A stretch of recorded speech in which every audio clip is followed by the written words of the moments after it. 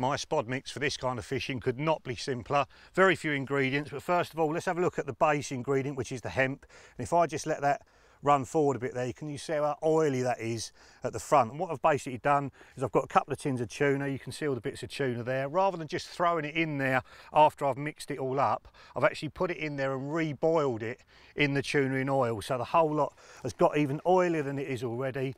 That's a mixture of chili hemp and Salami's hemp, so it's got loads of flavour in it already, but that just boosts it even more, and that little bit of extra effort I think can get you a lot more bites. So a couple of jars of that in there, and then a couple of tins of good old-fashioned sweet corn in there.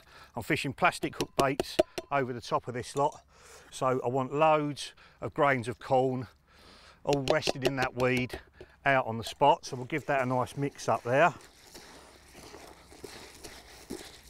At least two. You could probably get away with another one in there. You can see all the little flecks. You imagine a little corn hook bait sitting over the top of that lot, you just know it's going to go. So I'll probably put another tin in there as well in a second, but before that we just add our pellets, and that is the pellet mix.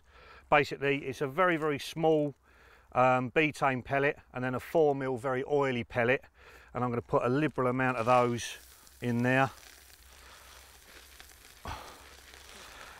And this is the maximum sort of amount of mix I'd do up in one go, because these pellets are going to very quickly soak up all the goodness out the hemp, and the whole mix is going to go quite sticky quite quickly. And if you leave that overnight, it can end up sticking inside the spod, and it takes forever to come out and can end up all over your swim. So just a few more. Let's have a look, see what the sort of inclusion rate is.